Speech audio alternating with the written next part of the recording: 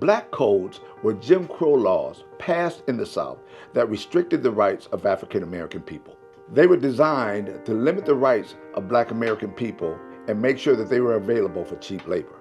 The best way to describe black codes is to think of it as black codes of conduct, because they were laws that supported discrimination. Black Americans had no option to rebel against this injustice without consequences. Black codes consist of vagrancy laws. Vagrancy laws made it a crime to be unemployed or idle without a job. Contract laws. Contract laws required black people to sign a yearly contract with an employer, but they could be penalized if the contract was not fulfilled. Property restrictions. Property restrictions limited the type of property that black people could purchase. Criminal penalties. Penalties considered minor offenses resulted in harsh penalties and fines. Limited access to rights.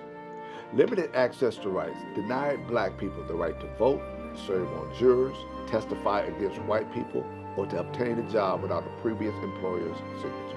Black codes also required that a black person could not look a white person in the eye unless they were told to do so. When passing on the sidewalk, the black person had to step off the sidewalk to allow the white person to pass. And the black person could not call the white person by their first name unless they were instructed to do so.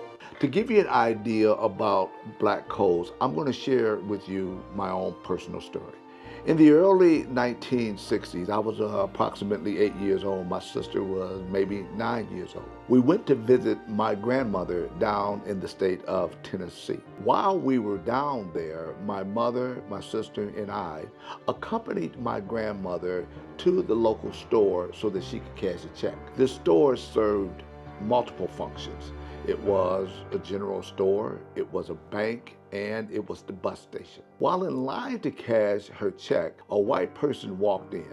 We saw my grandmother lower her head and step back to allow the white person to step in front of her. After a few minutes, when my grandmother got a little closer, another white person walked in. My grandmother repeated her same action. She lowered her head, stepped back, and allowed the white person to step in front of her. A couple of minutes later, another white person came in, but it was at that point that my mother spoke out. My mother being from the north in Toledo, Ohio, not knowing what the rules were down in the South. And my mother said, if another person steps in front of her, let me tell you all something.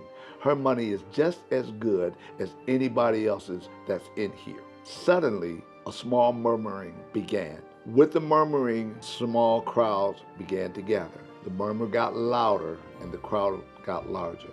All of a sudden, my uncle and my father rushed in the store. They grabbed my grandmother, my mother, me and my sister, and rushed us back to my grandmother's house, who lived approximately 5 minutes away. Immediately, we had to pack our bags, and then we went back to that same location. But this time, the bus was there. My uncle and my father hastily put us on the bus so that we could return back to Toledo safe and sound. I had no idea what I witnessed at the age of 8, but it was later on in life, through my studies of black history, that I learned this was an example of black codes. Before we wrap up today, I want to make sure you don't miss this opportunity. The stories we've covered are just the beginning. At unlockingblackhistory.com, you can dive deeper with our free community, exclusive content, and a workbook designed to help you reflect and grow. Don't forget to hit subscribe and turn on the notifications so you don't miss the next chapter. I'll see you at the next video.